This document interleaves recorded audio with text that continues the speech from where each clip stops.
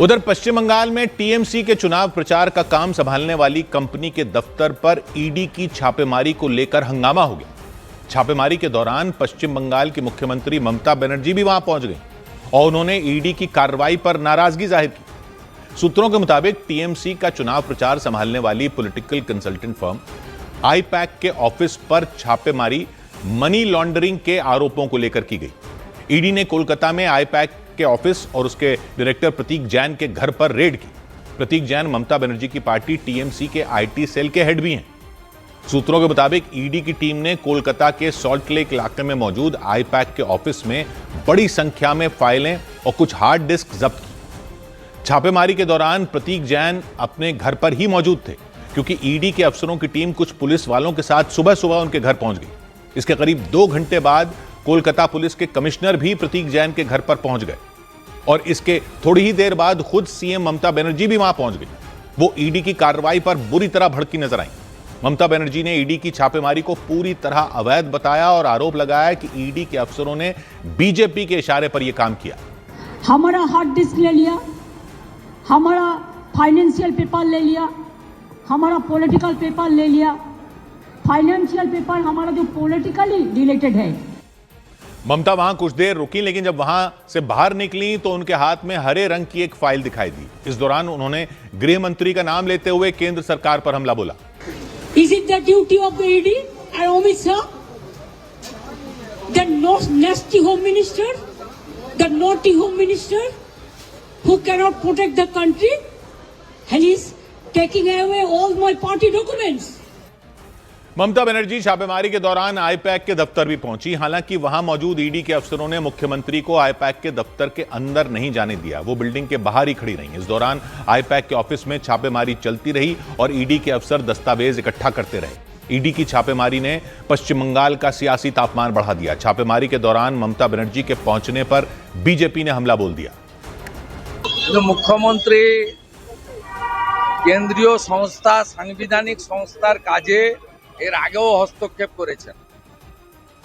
IUPAC यानी Indian political action committee एक political consultancy firm है। आईपैक राजनीतिक दलों को चुनावी रणनीति, डेटा आधारित कैंपेन और मीडिया प्लानिंग में मदद करती है। आईपैक की शुरुआत साल 2013 में प्रशांत किशोर ने प्रतीक के साथ मिलकर की थी। प्रशांत किशोर के हटने के बाद आईपैक की कमान प्रतीक के पास आ गई।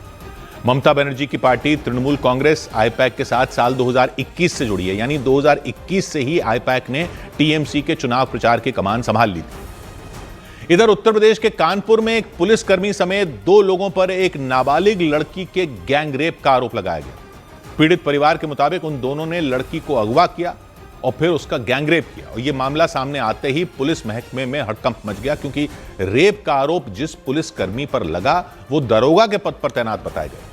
ये पूरी घटना कानपुर के सचेडी थाना क्षेत्र में हुई। आरोपों के मुताबिक दारोगा अमित मौर्य ने अपने साथी के साथ मिलकर इस घटना को अंजाम दिया। पीड़ित के भाई ने आरोप लगाया कि उन लोगों ने उनकी बहन को गाड़ी में जबरन उठा लिया था और फिर गैंग रेप किया। 2 लोग थे सर, उसने 2 लोगों को बताया है सर, और उसमें पुलिस वाला भी इन्वॉल्व था। उसने साफ साफ बताया कि भैया हमारे साथ इन्होंने भी हरकत की है। पीड़ित परिवार ने आरोपियों पर धमकी देने और मारपीट करने का भी आरोप लगाया और पीड़ित परिवार के आरोपों के बाद पुलिस ने जांच शुरू कर दी। पीड़ित परिवार से पूछताछ की गई। उसके बाद पुलिस ने एक आरोपी को गिरफ्तार कर लिया। वहीं पुलिस की टीम आरोपी दारोगा की भी तलाश में जुट गई। शिवबरन की अरेस्टिंग हो चुकी है।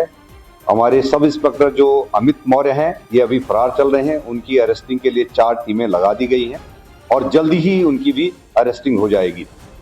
पुलिस ने जल्द से जल्द आरोपी दारोगा को गिरफ्तार करने और जांच के बाद कड़ी कार्रवाई करने का भरोसा दिया और इस मामले में गिरफ्तार आरोपी का बयान भी सामने आया और उसने खुद को निर्दोष बताया और पुलिस की मौजूदगी में उसने खुद को इस केस में फंसाए जाने का आरोप लगाया। अगर मैंने गलत किया मुझे फांसी दी जाए। हम निर्दोष है सर, हम निर्दोष है सर, बिल्कुल निर्दोष है सर। हमको फांसी दी जाए अगर हम गलत किया। पुलिस की टीम इस केस की जांच में जुट गई और आरोपी दारोगा की तलाश तेज कर दी गई। उधर पंजाब के फिरोजपुर में एक ही परिवार के 4 लोगों की मौत से कोहराम मच गया। पंजाब के फिरोजपुर में एक ही परिवार के 4 सदस्यों की मौत होने से पूरे इलाके में सनसनी मच गई। मरने वालों में पति पत्नी और उनकी 2 छोटी बेटियां शामिल हैं। पुलिस के मुताबिक सभी को गोली लगी हुई थी। पुलिस ने मामले में केस दर्ज कर जांच शुरू कर दी। पंजाब के लुधियाना में एक युवक का शव टुकड़ों में मिला। उस युवक का आधा शरीर जला हुआ मिला, जबकि बाकी का आधा हिस्सा एक ड्रम में था।